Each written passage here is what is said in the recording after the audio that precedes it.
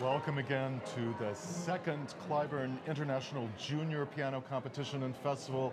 I'm Buddy Bray, I'm one of your hosts for the webcast, joined by Sean Chen, who is the 2013 bronze medalist of the Van Cliburn competition. Sean, you've had a busy day, haven't you? Yes, we did some less formal musical endeavors. Some of the students signed up to, not students, sorry, some of the performers signed up to read four hands music with me. It was about 3 hours of reading. So a repertoire from Mozart all the way to Stravinsky. Right, so the Rite of Spring was in there today. Benjamin Rossen, I think, wanted to do the Rite of Spring. This was, of course, the chance of a lifetime to read through duets with a Van Cliburn medalist. Did any of them want pictures with you? Yeah, I had a couple of pictures. I thought maybe that might happen.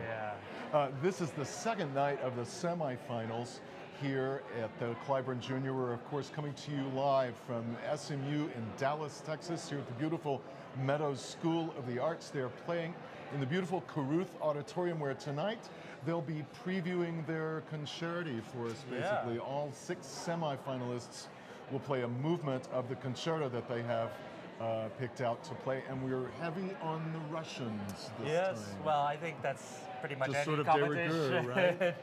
Yeah. I think we've got all the major Rachmaninoff represented except for number 4. Yes. Which I wonder if that's ever been played in a competition before. I don't know, actually. I would love, so more nerding out, there are 3 versions of the Rachmaninoff 4th Concerto, and I've never heard any of them in a competition setting. You know why? It's hard for the orchestra. Well, it's just they don't know hard. You have to rehearse it. Yeah. You have to rehearse it. And then we have an outlier, too. The Chopin E minor concerto figures in this semifinal round. Here's how it's going to work. Each competitor is going to play one movement, the first movement of his or her concerto, accompanied by a pianist standing in for the Dallas Symphony Orchestra, who we'll hear on Saturday night with conductor Ruth Reinhardt. The orchestra today is going to be provided by 2 pianists, Davide Cava and Mikhail Berestnev. And we'll start with Avery Gagliano, the 17-year-old student at the Curtis Institute of Music from the United States. Here's a little reminder of what Avery sounds like when she plays the piano.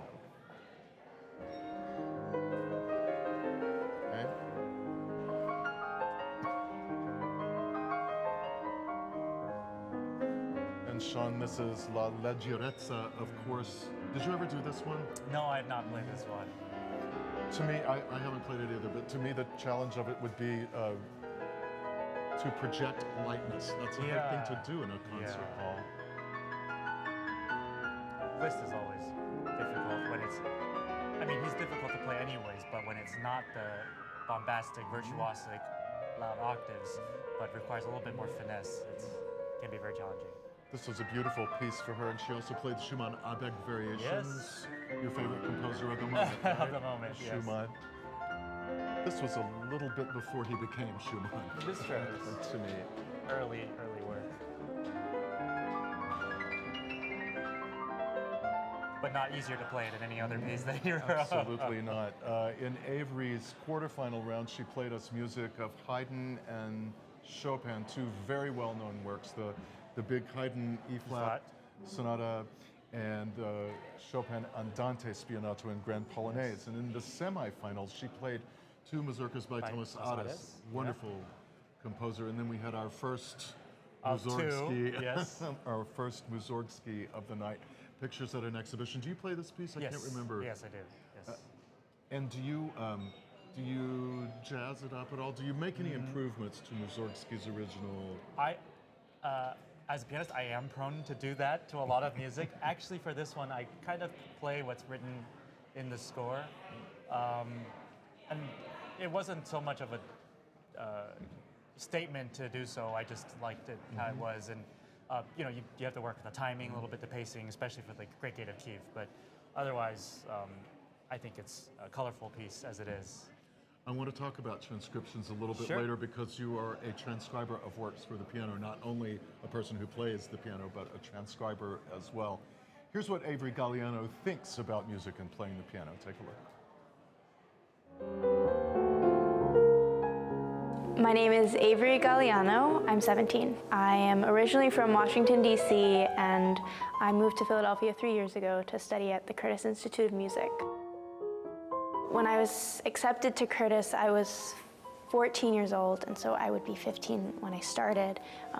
And so my whole family, my parents and my sister, we all moved out to the Philadelphia suburbs because we didn't want to split the family up, and I needed to be with someone there.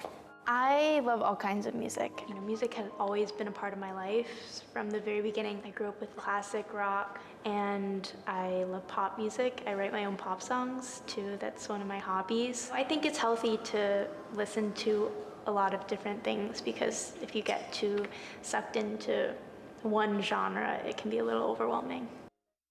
Would you like to play a pop song for us that you've written? We would love that. Totally up to you though. I mean, okay, why not? The best part about competitions is just the journey leading up to it.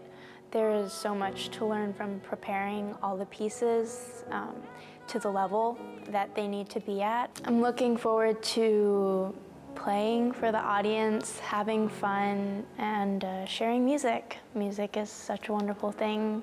I'm just happy to have a chance to enjoy it with everybody else. That's the 17-year-old American pianist Avery Gagliano, who's in her third year of studying at the Curtis Institute of Music with Jonathan Biss and Gary Grafman. Her concerto that she has offered for the semifinals and for her, hopefully, the final round is the Rachmaninoff Second. The Rachmaninoff Second is certainly one of the world's most beloved concertos. Why is that, do you think? I think it's a combination of, it's sort of what's special about Rachmaninoff, I think, is the combination of melodies that people will remember in all of the movements, the virtuosity required to play the music, and the way Rachmaninoff paces the music. It's a very romantic thing, but he always has that melody come back at the end. Also in the third concerto, there's this, build up, and you might have heard the melody a couple of times, as is in sonata form, you do. But then at the end in the coda, he gives it to you in an apotheosis. Right, there's always that emotional payoff. Yes. Right, and then a mad dash sort of coda. Right. Always. You play the third. I play this as third, well. I'm wondering which you think is more challenging, or for you, which is the more challenging? I know the third really well because I learned it when I was a teen. And so that has really been the concerto in my repertoire for a long time. The second concerto I learned fairly recently. It's only been in my repertoire maybe 4 or 5 years. So for me, that one's more challenging to bring back just because I know it less. It fits in my fingers less. Stamina is a big issue with the third concerto because it's much longer than the second concerto. Ensemble is also an issue because for me, the third concerto is there's way more give and take, way more push and pull. The orchestra needs to know what's going on, the conductor needs to know what's going on, the pianist needs to know what they have to respond. I think the second concerto seems to have less sections that people forget about. Right. Every part of that piece is well known. Right. I think the third concerto is actually, that's not true for the third concerto. There's the famous melodies, the famous portions, but a lot of stuff in the middle, I don't think people know that well. Van Cliburn always conceived of it as an opera, the third concerto, and he also felt that the second was more challenging for him to bring back. We're going to take you to the floor now. Here's Jonathan Tsai.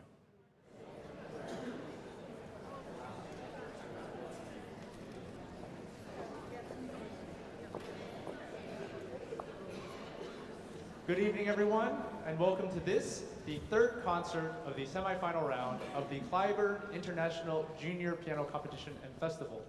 My name is Jonathan Tsai. I will be your MC for the evening. As a reminder to those who are here, we start events on time and there will be no late seating. While in the previous concerts we would start at a specific time, the intermission tonight will last exactly 20 minutes. So there you go. At this time, I would like for you to please turn your phones off. I've been saying silent before, but severe weather alarms and alarms of other sorts have a tendency to override mute function. So if you could please turn your phones off at this time, it would be greatly appreciated. Our first contestant tonight is Avery Gagliano from the United States, age 17. She will be performing the first movement of Rachmaninoff's Concerto No. 2 in C minor, Opus 18, with the orchestral reduction performed by Davide Cava. Please welcome back to the stage, Avery Gagliano.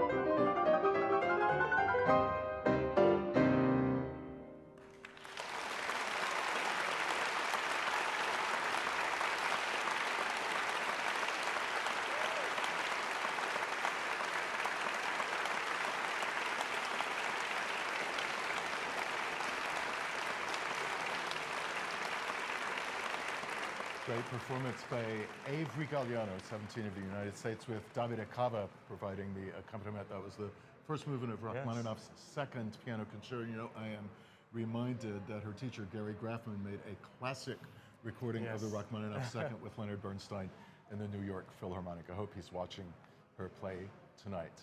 Here's our next competitor, JiWon Yang.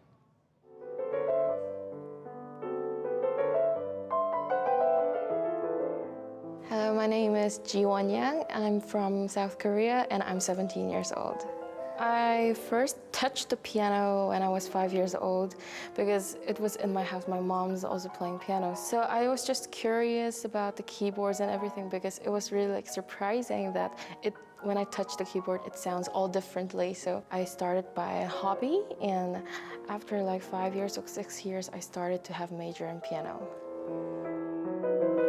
Competition help us have an experience, special experience when we can't have while just practicing, like meeting people, other people from other countries who has different minds and different about the music, so we can learn from each other watching their performances. I saw that from the schedules there are many different and very good programs that are planned to do. So besides performing on a stage, I want to learn many things from the major people, and major performers are coming to give us many tips and everything. So I'm excited to also have tips from them, and also I'm looking forward to perform on the stage.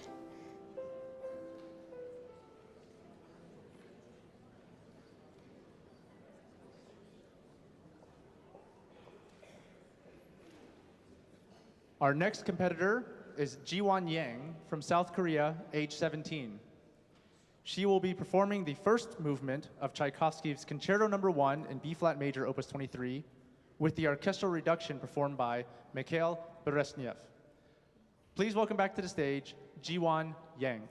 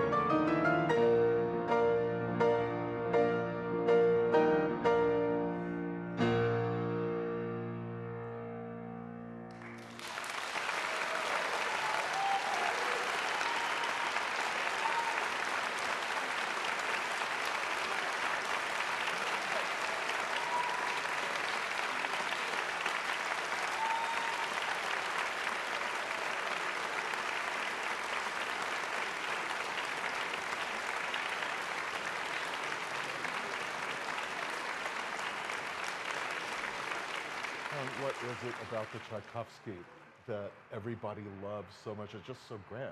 It really is. You know what I think it also is? You never hear that opening melody again. I think there's something like psychological about that. It kind of makes, I don't know, what about it? Three Makes it really statements and special, really special. Yeah, it's a fun piece to listen to. A great coda, the way that Tchaikovsky is able to build up with the harmony. He keeps chromatically kind of expanding it, the voices get farther apart, and you really just feel that tension. It's great. And then also that the cadenza really just seems Yeah. like its own little world. Yeah, it really is. I mean, there's like 3 cadenzas. It almost seems like there's 3 cadenzas. It really is, and it's like a dream within the piece. He just goes off. It's going to be a classic forever. Exactly. Here's a little interview with Eva Gevorgyan, who's coming right up next.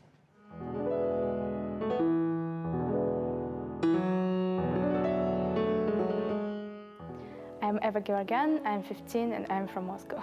I've done approximately 40 competitions and I just feel like normal performances on that because everyone who is competing is just sharing with art and possibilities with others, and I think it's the best way to share not only piano skills but also your soul, your spirit for music. And I'm really excited because I feel like that atmosphere, like that more years ago here and looking at us. So I really expect to collect memories for my whole life, and I hope it will be great. All right, and I think we are ready for Eva Gevorgyan's performance of Rhapsody on a theme of Paganini by Rachmaninoff. Sean and I are trying to figure out where Variation 13 is exactly, because that's where she's starting. Variations 13 through 24. Here is Eva Gevorgyan.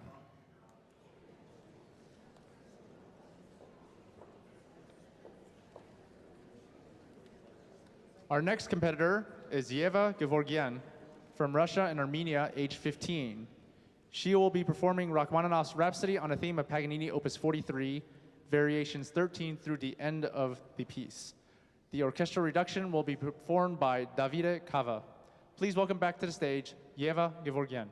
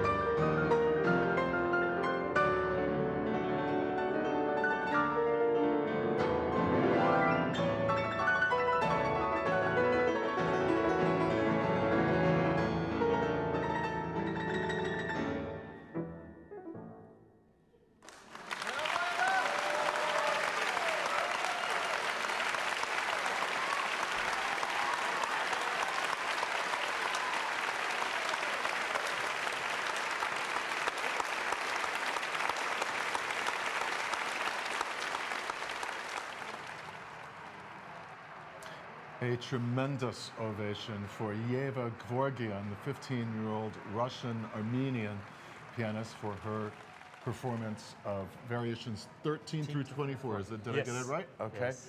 Of Rachmaninoff's Rhapsody on a theme of Paganini that she played with Davide Cava at the second piano.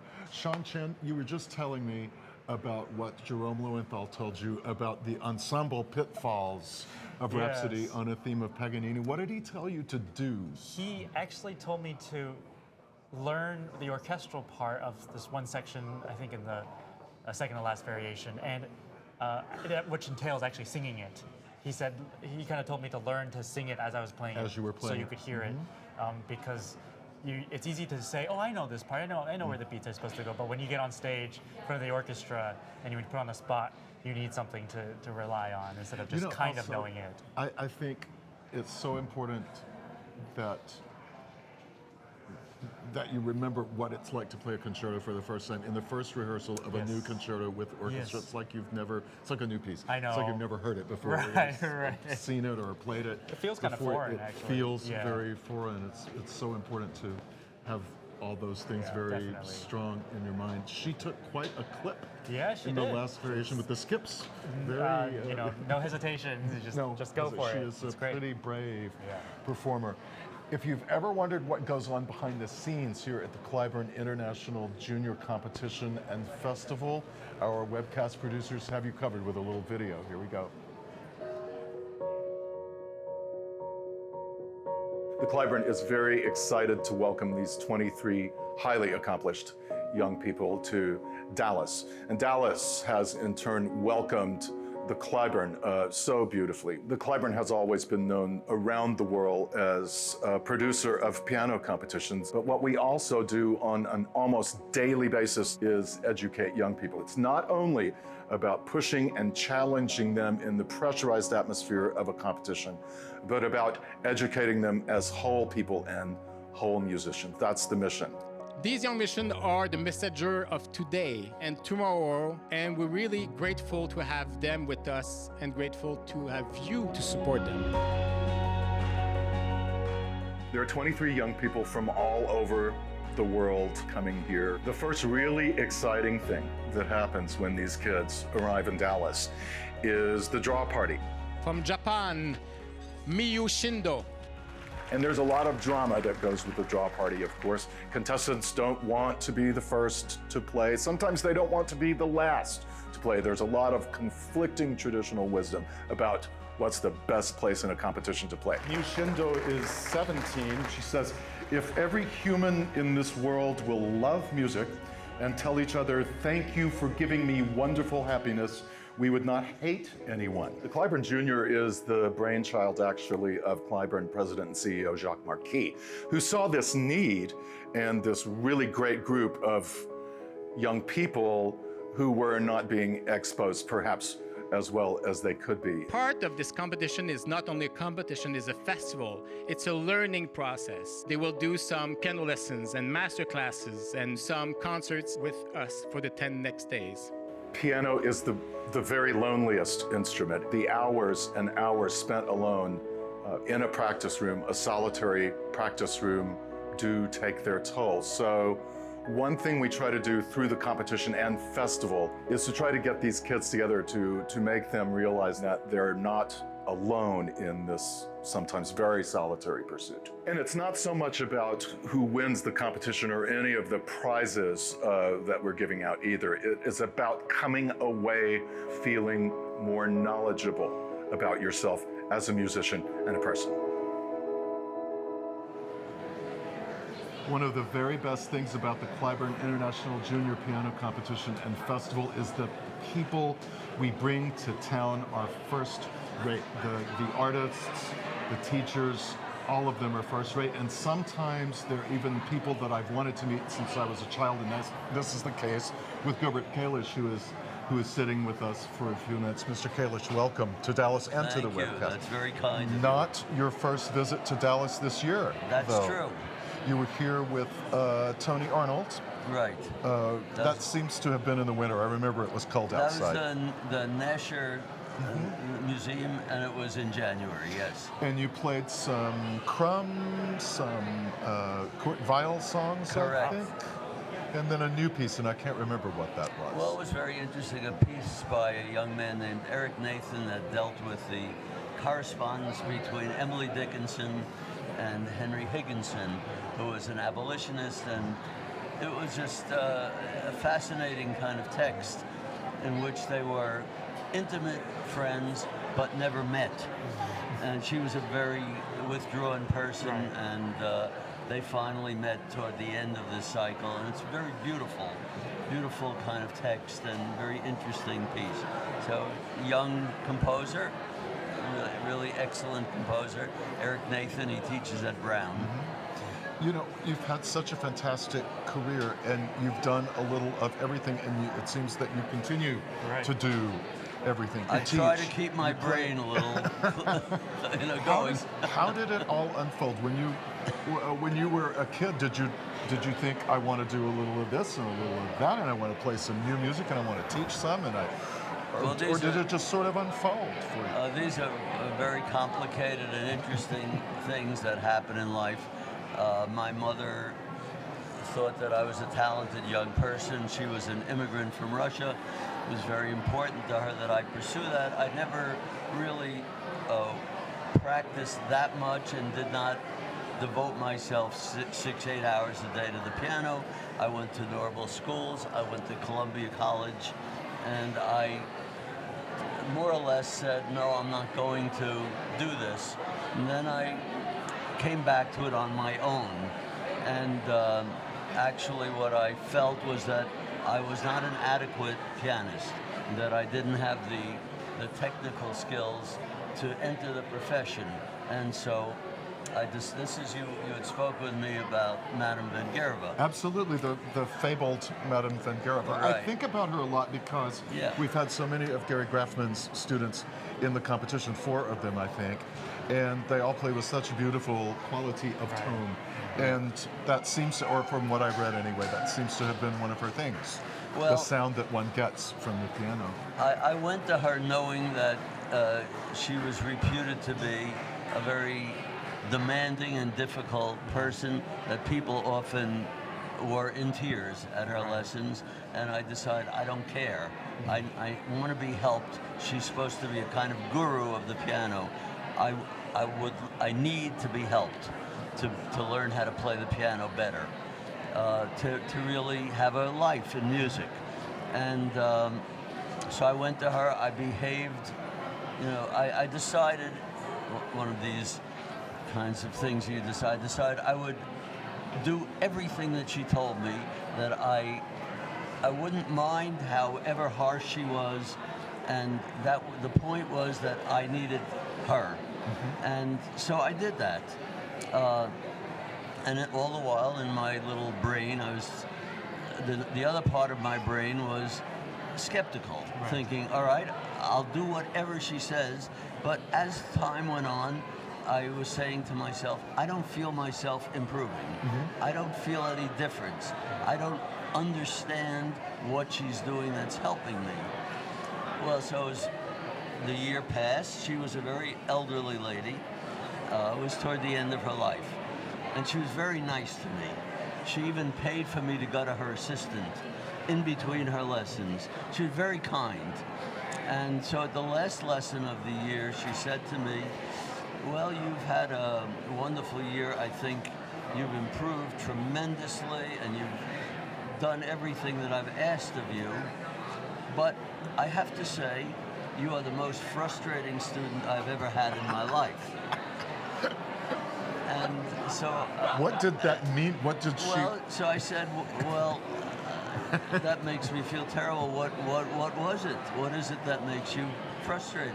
She said, well, I am used to having students who react very viscerally to what I say. Either there's great joy and excitement about what I tell them and how that affects their playing, or else there are tears when they can't get it and when they feel like they're struggling and it's not working. But I feel nothing from you. You were too stable. Well, I felt very badly because she had sort of penetrated what I had decided to do, which was, okay, I'm going to pay attention. And I felt badly because I hate to treat anybody like that. I mean, she was very nice to me. Anyway, that was a kind of fascinating thing. And then she proceeded to tell me about her life in Russia. She showed me photos of her studies and when she was a young woman. I mean, and it was very sweet and touching. Okay, that was the last lesson I had with her. And I left feeling, you know, there is no magic bullet that makes you a better player. And I'll simply have to do with what I am. And okay, so then I did go to summer places. I was lucky enough to go to Marlborough, and I went to Marlborough in a sense to find out whether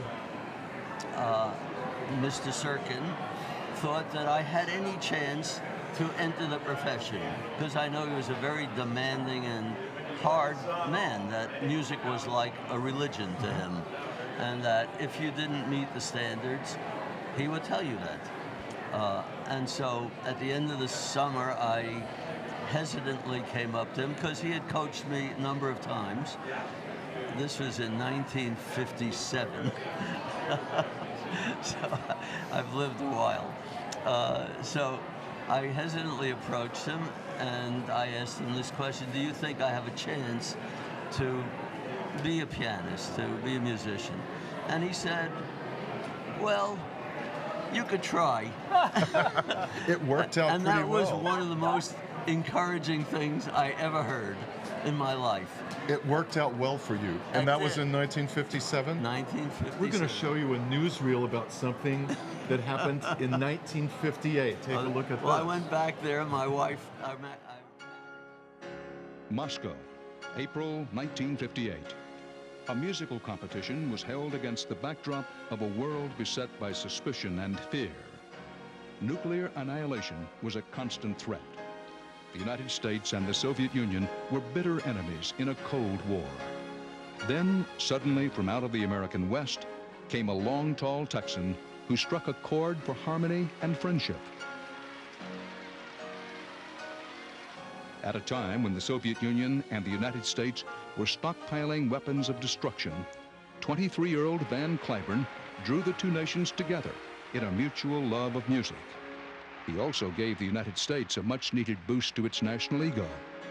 To everyone's surprise, Van Cliburn, the musician, became both a cultural hero and an unofficial diplomat.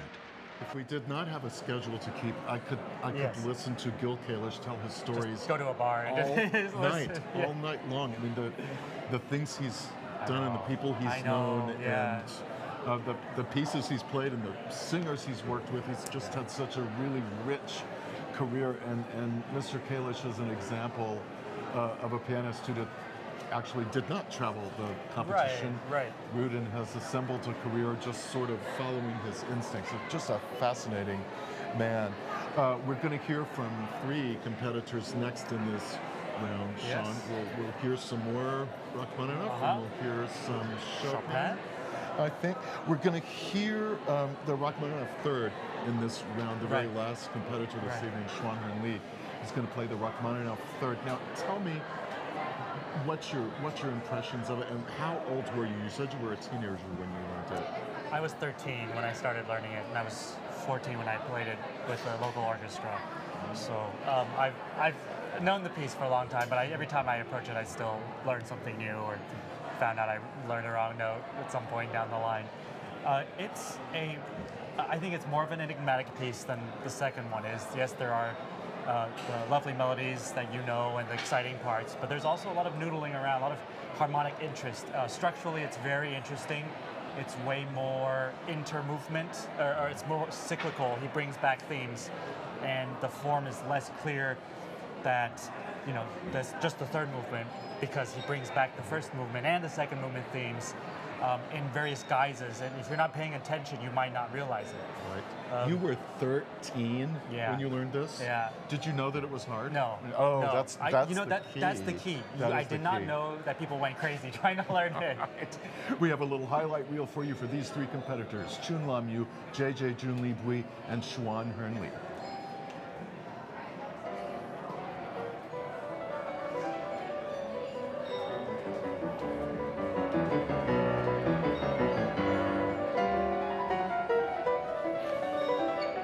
Sean, this is Chun Lam Yu playing his Haydn sonata in the quarterfinal round, the B minor sonata. Yeah. We heard it twice. It's a fun piece. In this competition. Fantastic piece.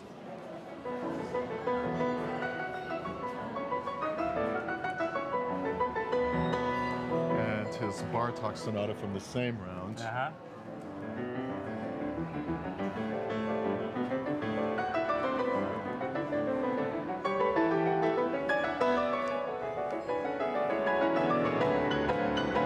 Bartok is proof that rhythmic music Absolutely. is attractive even when it's dissonant.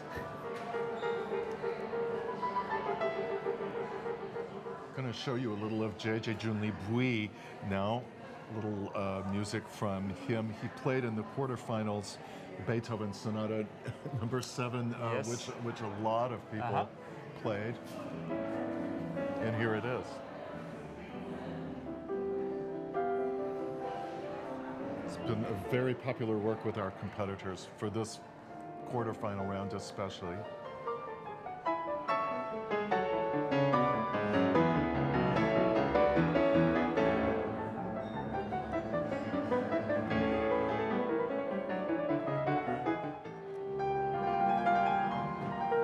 Still J Jun Li Bui. And another greatest hit from this competition, the Chopin Andante Spianato and Grand Polonaise.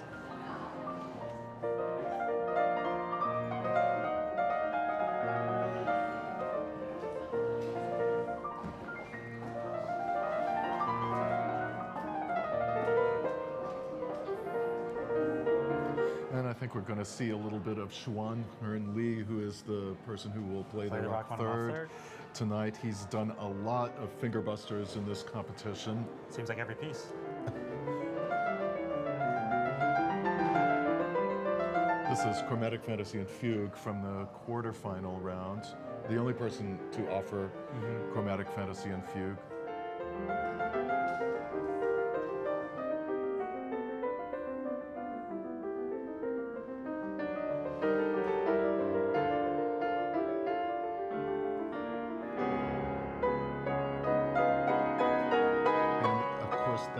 Chopin Barcarolle, such a personal statement, such a risky thing to play in a competition. Both Polish, French, and Italian at the same time. I like that. Polish, French, and Italian at the same time. That's fantastic.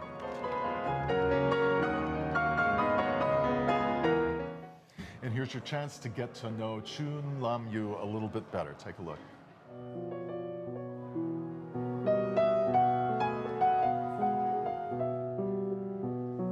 My name is Chun Lam, and I'm 16 years old and from Hong Kong.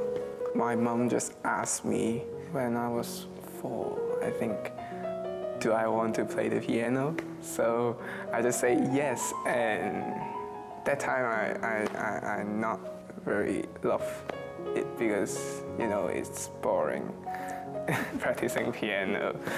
And I think 2 years ago I started to love it, you know. And I practice 5 to 6 hours, a day. I think competition is a way to improve myself in expressing the music. And I think it's a very good stage for us to share the music to the audience.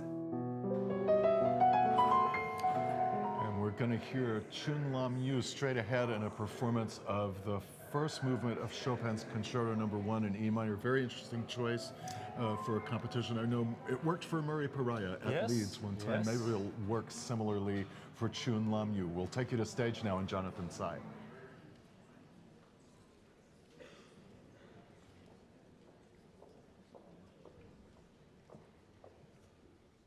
Hello, everyone. Welcome back.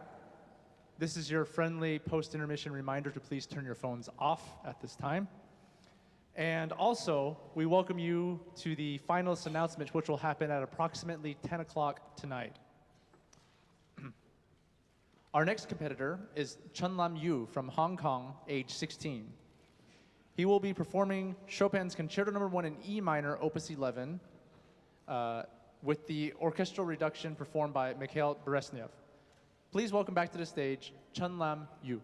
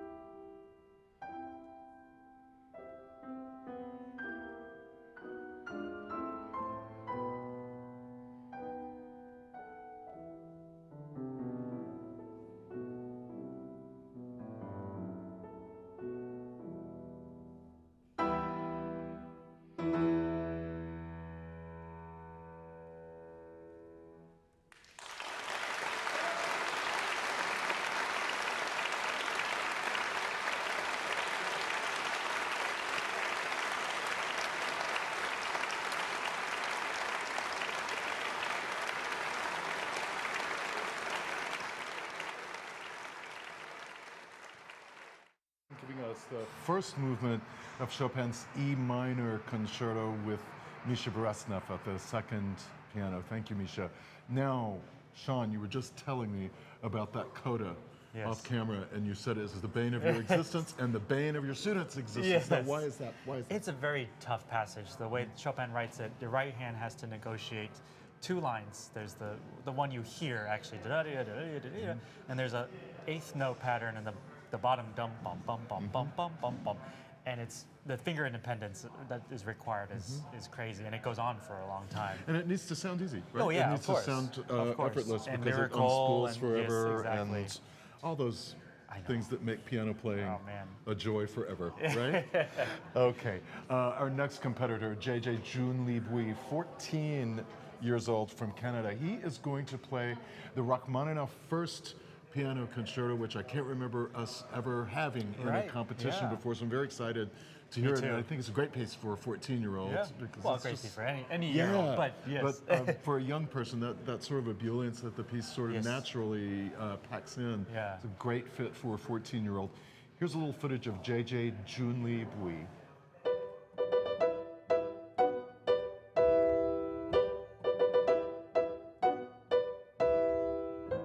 My name is J Bui, and I'm 14 years old, and I live in Toronto. I started when I was 5 years old because my mom wanted me to try piano lessons. And after I started practicing and learning with teachers, I realized I have some talent in it, so I continued to play piano. I'm not very good with words, but with music, it's something that I feel that I can connect to and to express to others. Sometimes practice can get a bit repetitive, but at the end, the performance, it's really something. My first time I listened to the Chopin Ballet No. 1, it really touched me, and I really liked it, so I started to play it, and it became one of my stronger pieces. It's a very deep piece, and the melody, it feels like it's like a last waltz dance by a couple, and it's very touching. Playing piano is about learning, and it's a very long journey, and I think that you can never stop learning about music. And even the great masters, I think they also get better and learn as they grow older.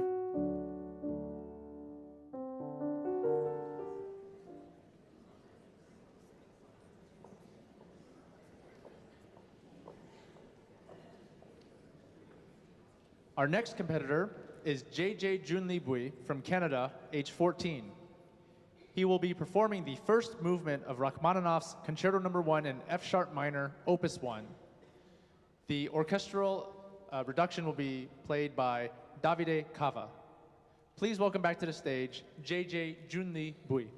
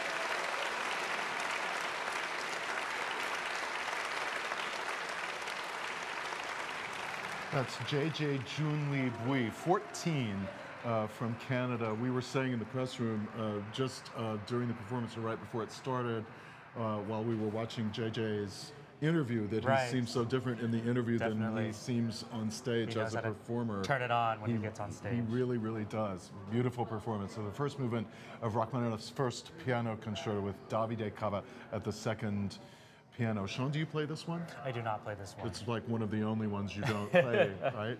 Well, there are only like a handful of Rachmaninoff concertos, so no, it's a fantastic piece, and you know, with an ending like that, even in the first movement, you gotta applaud. You gotta applaud. But your aspirational concerto is the fourth, right? Yes. That's the one you want to do more than any other. You'll get your chance, I'm sure. We're going to meet our next competitor, Chuan-Harn Lee, 16 from Australia. My name is Shuan-Harn Lee. I'm from Perth, Western Australia, and I'm 16 years old. My dad always was my piano teacher, and he's always been my piano teacher, and still is. He took the piano as a toy for me, and instead of getting me to like just sit and play the piano, he actually brought stuffed toys, cars. He would feed me halfway I was playing through. For example, like if I played some place correctly, he'd feed me once. And it became a game for me. So the piano when I was young was actually basically a game and a toy, nothing more than that. But slowly it became passion, and I fell into love with it.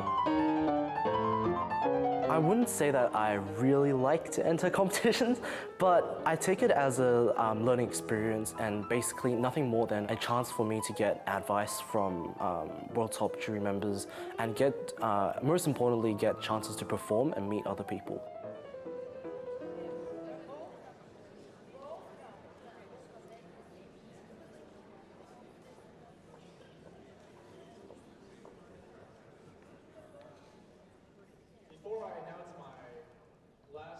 Semifinalist, I wanted to remind you that we will have the finalist announcements right here at approximately 10 o'clock. Our last semifinalist is Shuan Hern Lee from Australia, age 16. He will be performing the first movement of Rachmaninoff's Concerto No. 3 in D minor, Opus 30, with the orchestral reduction performed by Mikhail Beresnev. Please welcome back to the stage, Shuan Hern Lee.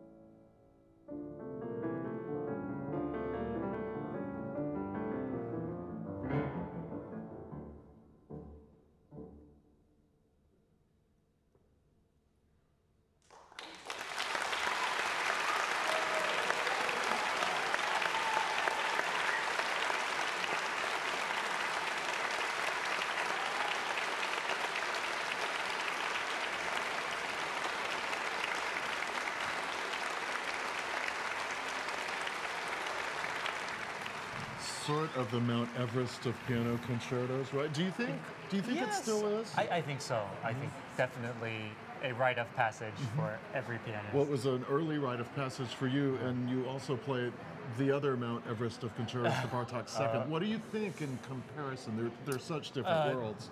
People know the Bartók less well. So you feel less constricted, or you feel less evaluated? I think also when a piece is so well known and so many people have played it, people get opinionated about it. There's a certain performance practice, or this is how it should go. When you don't do that, sometimes you can be undermining expectations. Right. Whereas the Bartók too, I think in general Bartók is a bit more straightforward. It's very rhythmic. There are lyrical sections, but interpretation, for me personally, seems to be a bit more straightforward compared to the Rachmaninoff. Awesome. Yeah. All right, we are going to take you a little bit behind the scenes of what goes on here at the Cliburn International Junior Piano Competition and Festival. Jacques Marquis is going to do a little exploring backstage. Here at SMU, and the Cliburn is presenting for the first time in Dallas the Junior Competition and Festival, and we're so pleased to be here.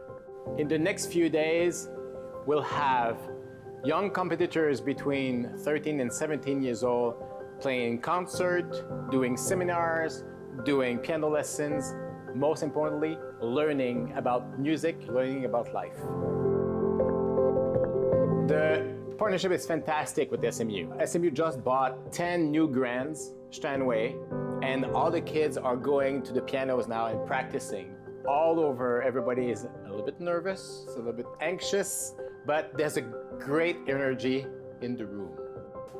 Here you have the practice rooms, and we cannot go there. We leave them alone. This is their time. Nobody can have access to this space. Some of them will listen to the other one to see how he does. The kids are very interesting. At this age, there's less filter. I think the personality is still growing, but all of them are very, very talented. And suddenly they come here, and we bring the best of the world, and they will compete and learn. And that's the main point. We want them to learn a lot through this competition. This is Caruth Hall. This is where we'll have the prelims, the quarterfinal round, and the semifinal round. There will be 23 for the first round. From 23, we go to the second round at 14. And after that, to the semifinal round to 6. And the 3 last will play with the DSO at the Meyerson. And this is the piano that they will all play on. This is not one of the piano that they will play on. It's a nice piano. What are you doing today? I'm just getting the cameras ready. The webcast will be from the first round to the last round. The webcast is our way to keep in touch with the world and bring the eyes of the world to Dallas. We had in 2015 for the junior more than 250,000 views. We hope really to be more than 300,000 views this year. We don't want this to be a cutthroat competition. This is a learning experience, and the jurors are there to do that. And this is the jury room. We gathered the jury from all over the world. They are established musicians in all their countries. What we want them is to share with the next great artists, to share their knowledge, their passion, their vision, their experience with them. They will meet all the competitors individually to talk about their performances after they're out of the competition. It's kind of doing a master class in front of 7 masters. The most important thing for the kids to take away, I think, is I want them to embrace all these opportunities for the future.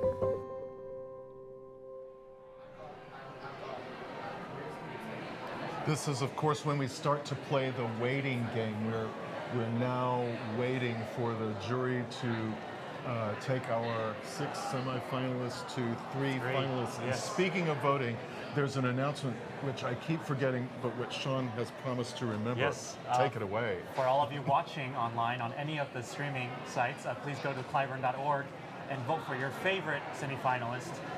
You'll find the list and the vote button right there in the page. And the winner of that will receive an audience prize. So please get your votes in.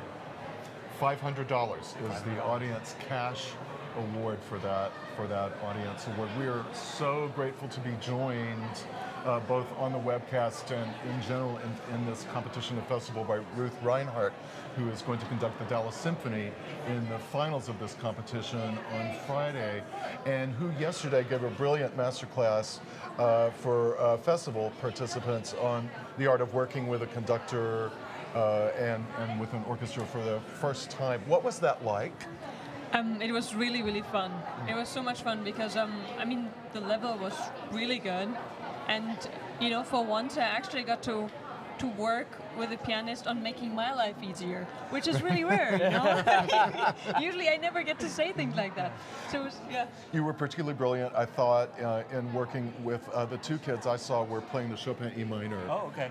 And they hadn't done this before. They hadn't worked with a conductor, and we had a string ensemble there with them. And you were really great at making them understand what it's like to be a string player playing a Chopin concerto, which, you know, we've been talking about this. Your wife has to do a little bit of that, and very, very tricky for the conductor. Can you talk a little bit about why that is so?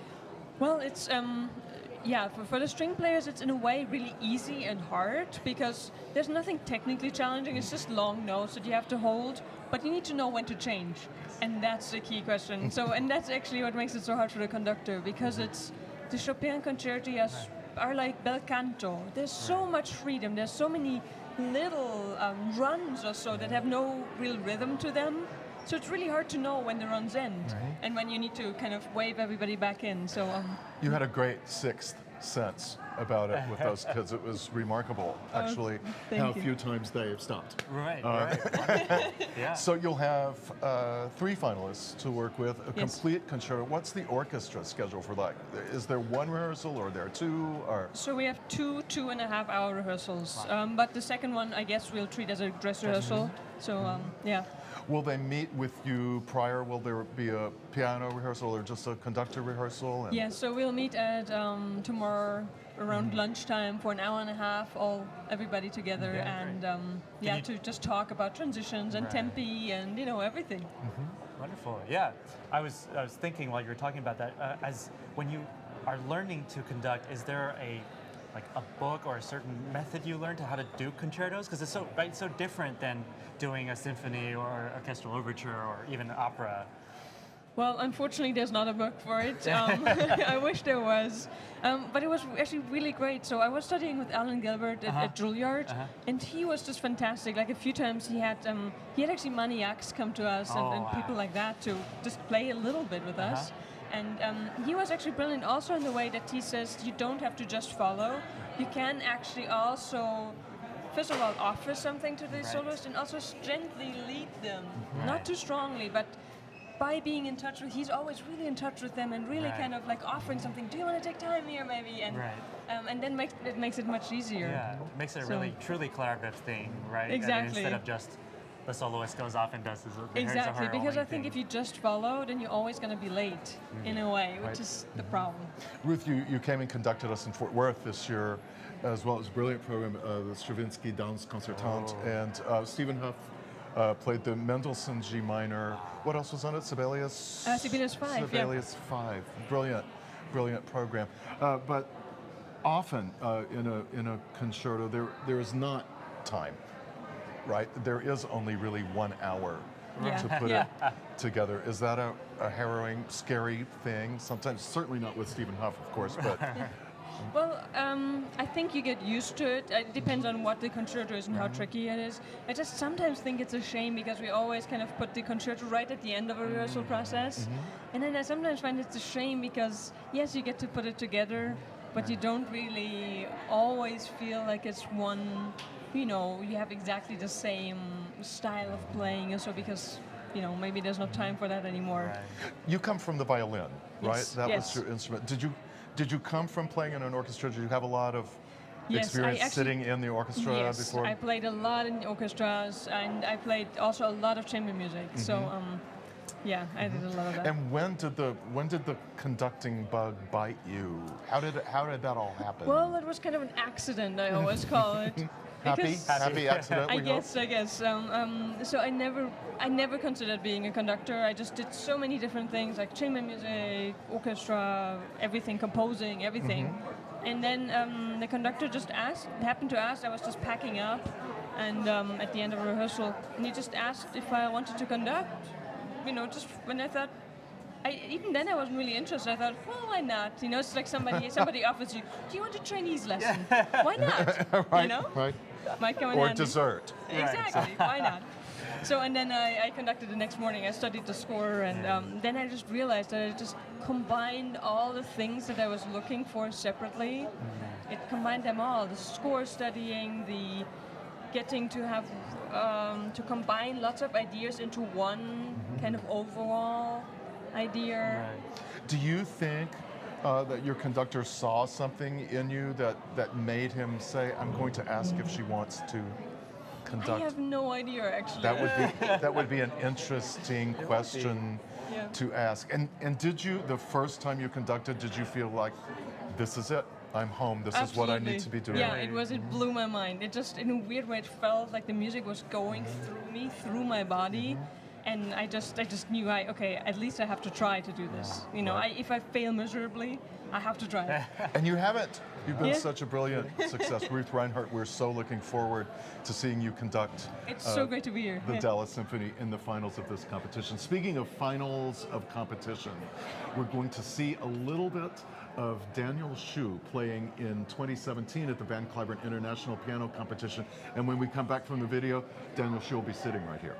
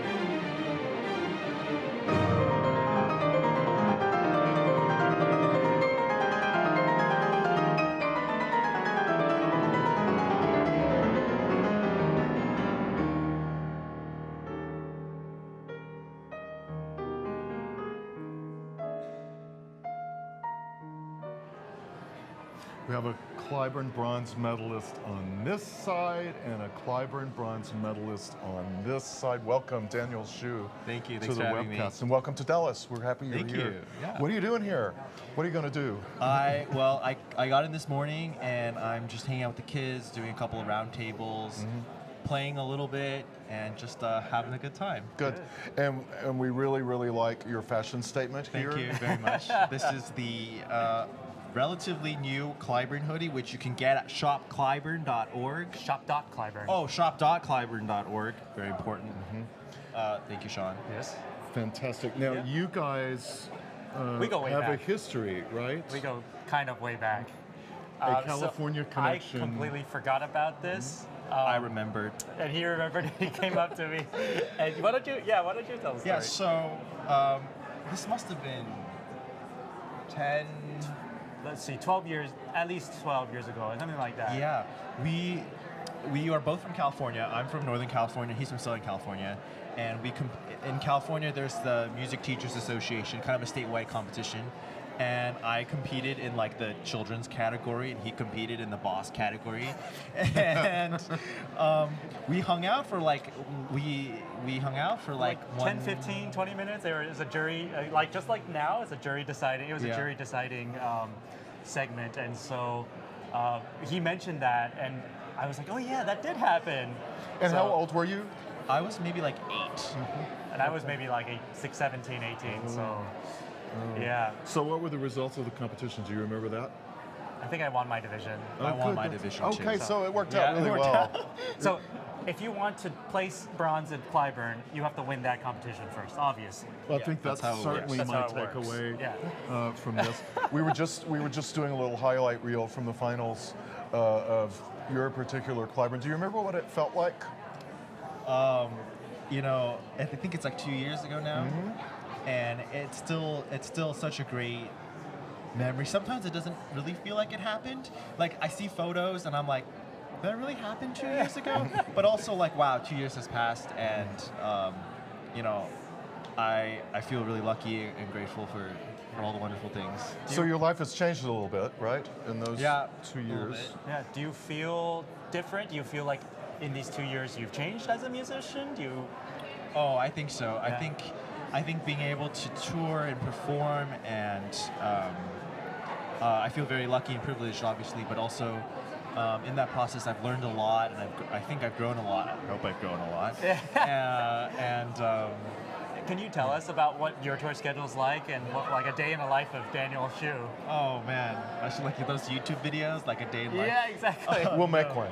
I mean, I got a lot of repertoire to cover, so it's a lot of practicing on the off days, and when I'm traveling, I try to keep my travel pretty concise, and so I mean, it's not so different in that I'm still, you know, practicing, performing, and so. About how much do you think?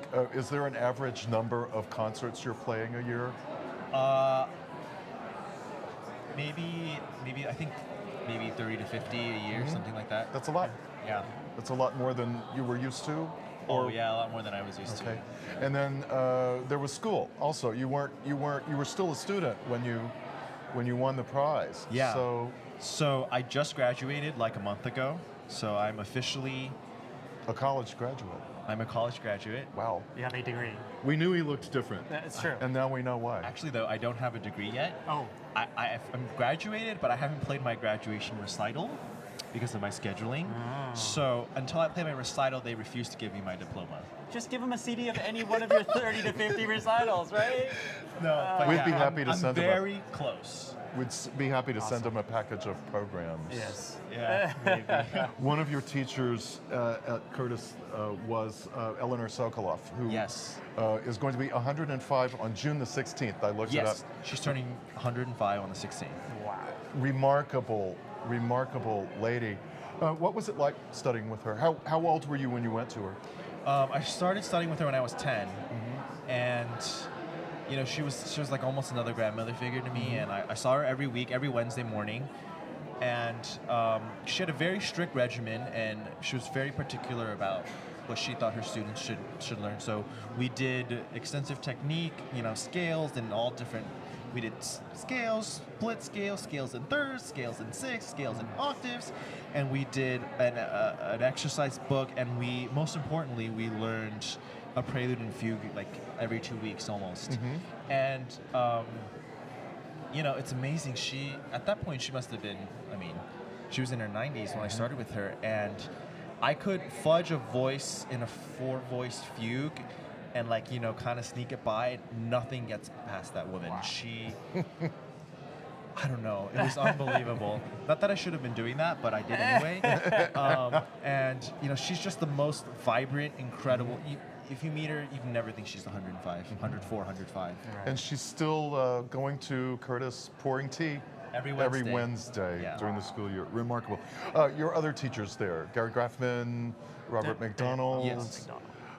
Also just fantastic teachers. You must have had a wonderful experience there. Yeah, I had a great time at Curtis. That's why I stayed for as long as I did. So. Can you tell us what the balance of your work is like? Does it skew more toward recitals or more toward orchestra dates, or is it a lively mix? Or I keep a pretty good balance of equal. I also do some chamber music as well. I just got back from 2 weeks in Europe playing piano quartets, which was amazing.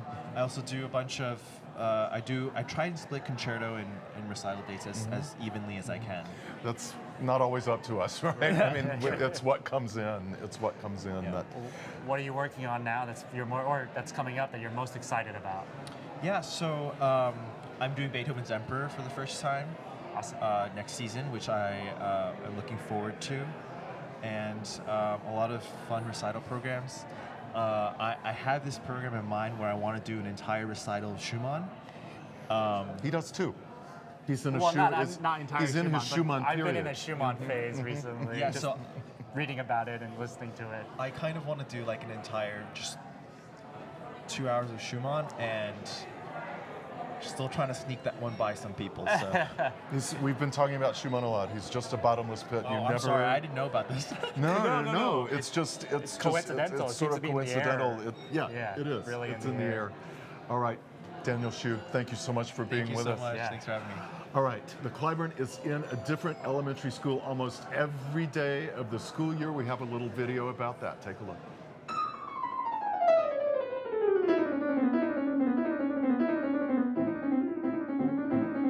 Cliburn in the Classroom is a program where we go into elementary schools. We present a program to second, third, and fourth grade students. By bringing these kind of programs to our students, we do educate the whole child. Exposure to the visual and performing arts at every grade level makes the kids better academically. The mission of the Cliburn is basically to share classical music with as many people as possible and to encourage the absolute highest levels of artistic achievement. The Cliburn has always had a history of going into schools. Education has always been important. So we bring all of these things together with Cliburn in the Classroom to share excellent classical music. Each program coheres around a theme.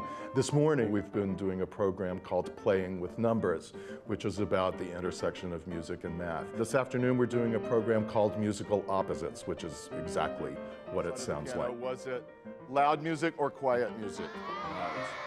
Cliburn in the Classroom is now at over 250 school performances every year. We take our grand piano into 186 schools. We have a Steinway that travels with us to every school. It traveled over 5,000 miles last year. We see over 50,000 students, so we have really grown.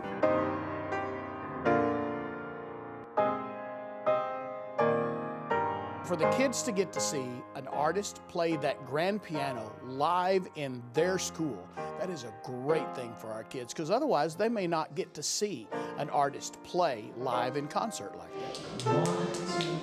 One of the great things about this program is that we're able to offer it for free to all of the school districts and all of the schools that participate. I think it's really important for our schools to be able to have this program free of cost, because we are predominantly lower socioeconomic disadvantaged district. We have over 70% Title I schools, most of which are elementary schools. So by bringing the Cliburn into the elementary schools, it's really provided those kids with an opportunity to get exposure, and especially to piano. So for them to get to hear and see one of the great artists that they bring in, and to hear how that relates to what they're learning in school is just a fantastic opportunity for them. The kids are not ever just sitting and listening. There's always an activity. The programs are written to be interactive. They always do a great job about incorporating the kids into questions and activities that go along in these concerts. 5, 6, 7, 8, 6. We try to make them super excited about classical music, and we also try to make sure that it matches their curriculum. They write lessons that will touch on things that we're talking about in our program. So they might write a report on one of the composers that we talk about. And in doing that, then they reach over all curriculum levels: math, English, history, language arts, not just music. And they can relate directly what they're learning in the classroom to what they're hearing on stage. I always tell my students that music and almost anything relate together, and the Cliburn is a great way for them to see how everything works together and how music is very important in many different aspects and many different subjects.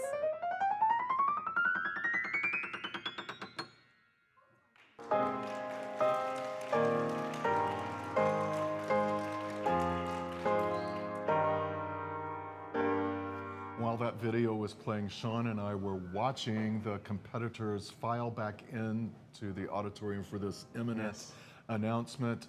Some of them look very enthusiastic, but some of them look a little anxious, of course. Do you remember what that's like? Do you remember what that's like? Every announcement? Waiting is the worst part. Waiting is absolutely the worst part. You know, before you play, it's fine. You practice. You have the performance coming up to something to look forward to, things you can do. What did you try to do while waiting like that in the auditorium? Because we would always pan around and show the competitors waiting. Some of us, I think, are trying to decide, what order are they going in? If it's alphabetical. I'm lucky my last name is fairly early in the alphabet, so you don't have to wait so long to find out if you get through or not each round. And so that's kind of nice. I feel bad for people who are later on in the alphabet. Are you trying to look calm when you're sitting in your seat? I mean, most competitions won't work anyway, aren't like the Cliburn, where they're showing you all the time. So I don't think you're thinking about how you're looking. You're just kind of. I at least am just trying to breathe and do normal things, be a normal human. But I've seen people, close their eyes or try to talk. I try to talk to people. I talk to friends. So just to make it a little bit more, that anxiety a little bit. Right. Make it a little bit more palatable. And then the other thing about announcements of any kind are that there are always a few speeches before. Oh gosh, so once the thing starts, then you have to go through. This one and this one wants to talk. Yes, and it's always, you don't want to hear those everyone is a winner speech, even though, I mean, it's, and being on the other side, I've been on the other side, and when you're on the jury, you do want to say, you've been so impressed with all the performances, and, you want to encourage them, you want to say things that will encourage them to keep going, even if they're not the winners. And yes, so I see both sides of it. That's even true here. Everyone has said to these 15-year-olds, we say it all the time, but we really do mean it. Exactly. Everyone really is a winner just by virtue of being here. Okay, we're ready to take you to the stage and the announcement of the finalists.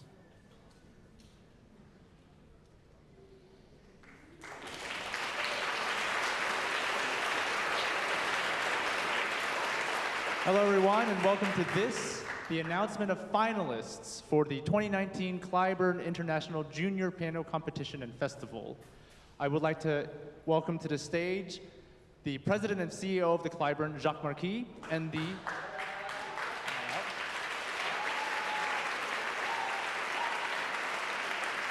jury chairman, Alessio Bax. And now here is Jacques Marquis. Thank you. Thank you, our MC and page turner. He does everything. Thank you, audience, here tonight. And so far, online, we're at 350,000 views in more than 100 countries. And when I said we're bringing the eyes of the world to Dallas, yes, that's what we do. Thank you, the jury, once again. Super fun to work with you all.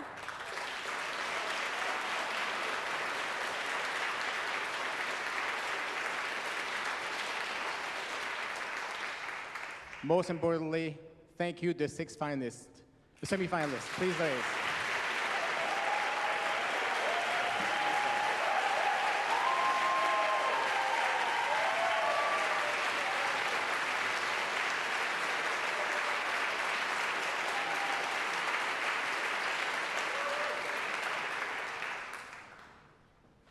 Thank you finally to the pianists, the 2 pianists who did the orchestral work tonight, Davide Cava and Michael Beretsnev.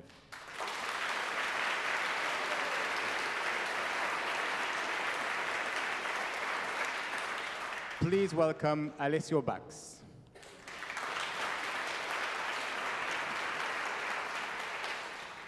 Good evening. I want to thank the same people. But as a pianist, I want to thank really these 6 wonderful semifinalists. You all have given us performances that we will never forget. I really mean it. Thank you so much.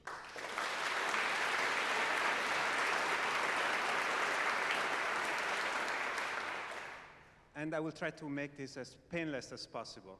So, in order of performance for the final round, we will have Eva Gevorgyan,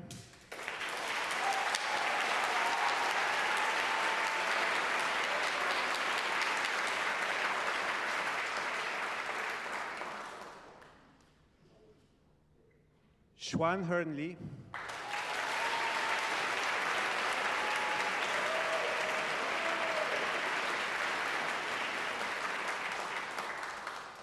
and JiWon Yang. Thank you.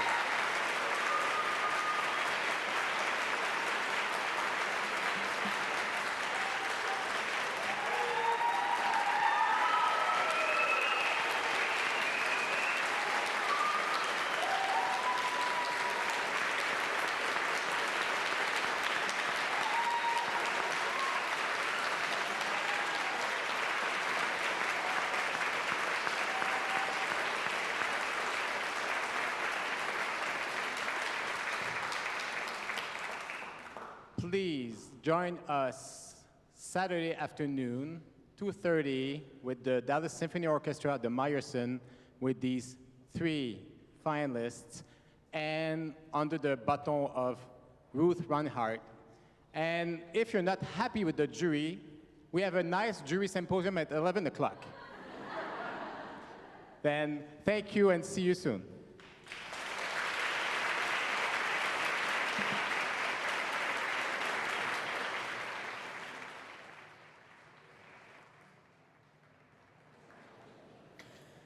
Sean, we have 3 finalists: JiWon Yang from South Korea, Eva Gevorgyan from Russia and Armenia, she's 15, and Shuan-Harn Lee from Australia, 16 years old. So we'll have more Rachmaninoff. Yes. And a little Tchaikovsky too from JiWon Yang. Yeah.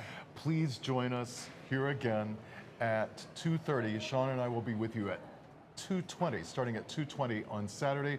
We'll be coming to you live from the Morton H. Meyerson Symphony Center right here in Dallas. We hope to see you then. Remember to vote. And remember to vote. Have a good night.